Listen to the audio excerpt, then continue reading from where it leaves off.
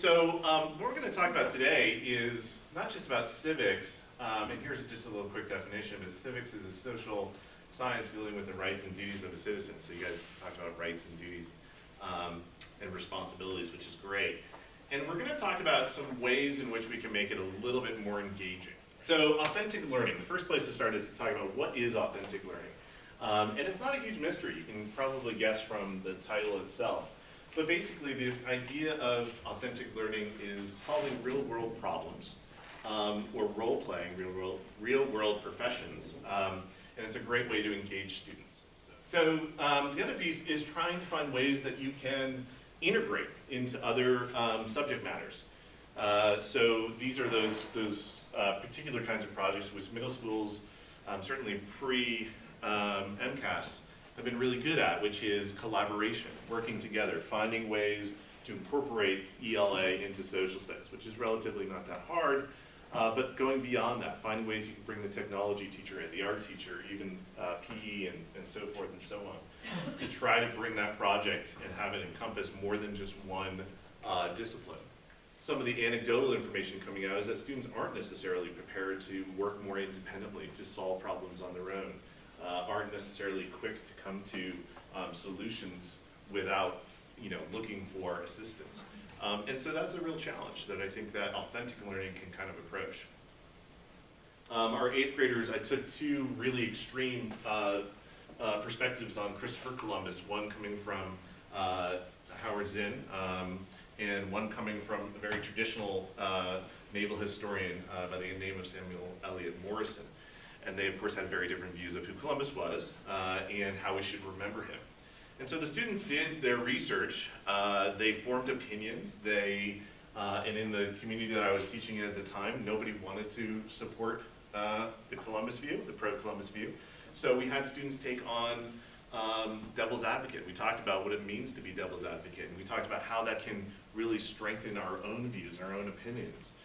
And so what they did is they took it a little step further. So this video is one that the kids really put together themselves with the support of a wonderful coach that we had.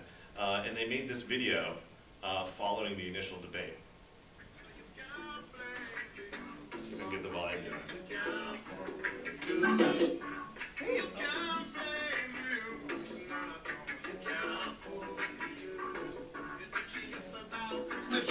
Columbus, and he said he was a very great man. It usually was about Marco Polo, and he said he was a very great man. Since we're celebrating someone who did this terrible stuff, we're all accepting that we know that stuff, and we're just choosing to go on with it anyways, which I don't know if any of you guys would choose to celebrate a murder. Maybe you would, but I like to hope that. She didn't tell him, go to Asia and get me slaves. Columbus told Queen Isabella and King Ferdinand that he was going to he was going to Asia to convert people to Christianity. It's not that Spain didn't want slaves, it's that they didn't tell him to go get slaves. No matter who you are,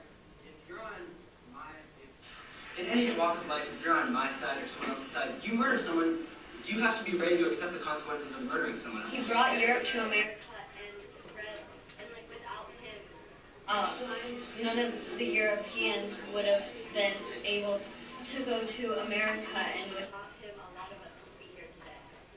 Yeah, but if he hadn't done that, then the Native Americans would still be here today.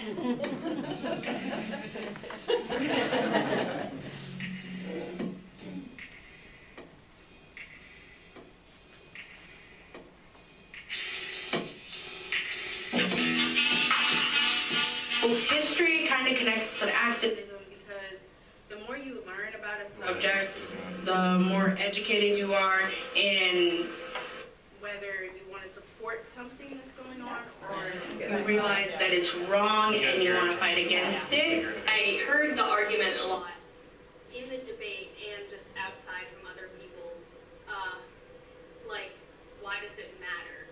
Why should we change it?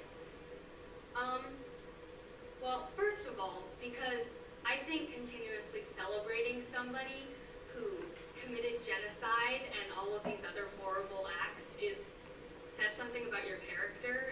And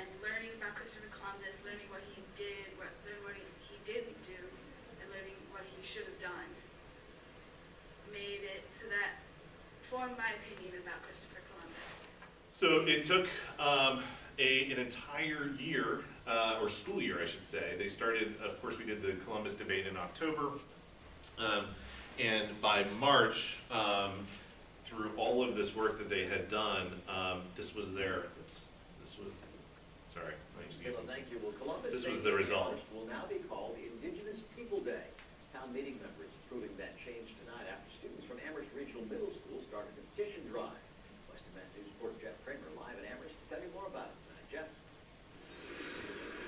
Well, David, it was a majority vote by the town voting members here in Amherst to make that name change. Now, it was already approved by the school committee to change it on the school calendar, but now the town will recognize it as well.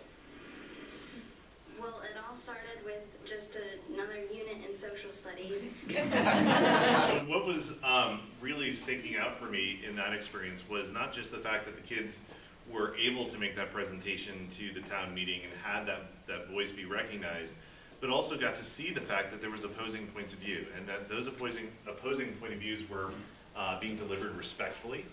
They used evidence, and they used appropriate merits to bring in their side of the argument, so they got to see that this was not necessarily had to be a deeply divisive or contentious experience, but that you could actually have a forum in which you could have your voice heard.